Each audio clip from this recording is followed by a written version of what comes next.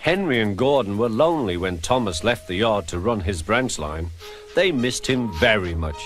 They had more work to do and had to fetch their own coaches. The big engines thought they were too important to fetch coaches. James grumbled too. "We get no rest, we get no rest," they all complained. But the coaches only laughed. "You're lazy and slack, you're lazy and slack," they answered. Altogether, the engines were causing Sir Topham Hatt a great deal of trouble. The big stations at both ends of the line each have a turntable. Sir Topham Hatt had made them so that the tender engines can be turned around because it is dangerous for them to go fast backwards. Little tank engines like Thomas don't need turntables. They can go just as well backwards as forwards. But to hear Gordon talk, you would have thought that Sir Topham Hatt had given him a tender just to show how important he was.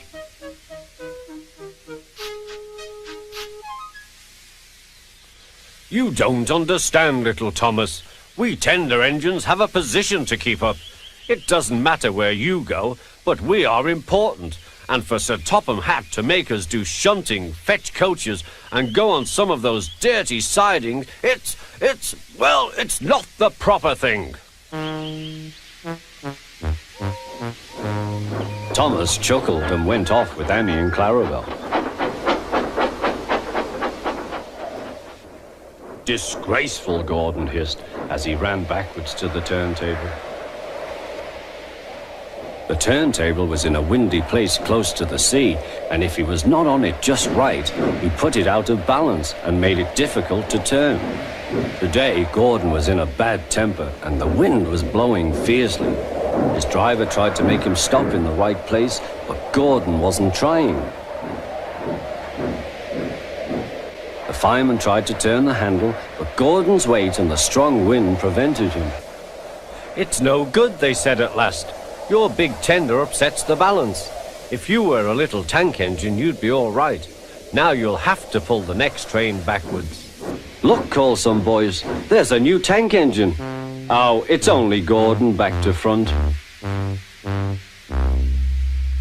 "Hello," called Thomas, "playing tank engines? Sensible engine.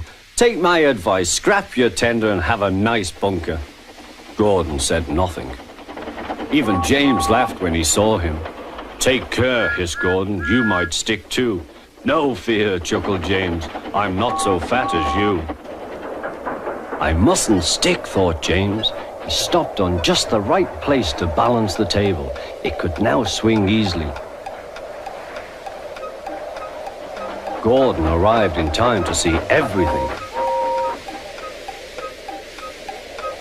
James turned much too easily.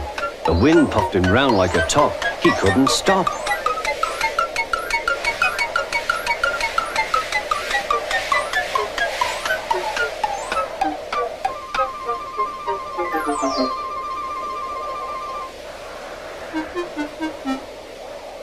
"Well, well," said Gordon, "are you playing roundabouts?" Poor James, feeling quite giddy, rolled off to the shed without a word.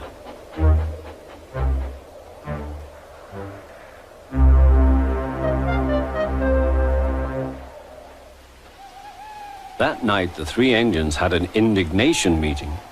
"It's shameful to treat tender engines like this. Gordon has to go backwards and people think he's a tank engine. James spins round like a top and everyone laughs at us. And to add to that, Sir Topham Hatt makes us all shunt in dirty sidings. Blech!"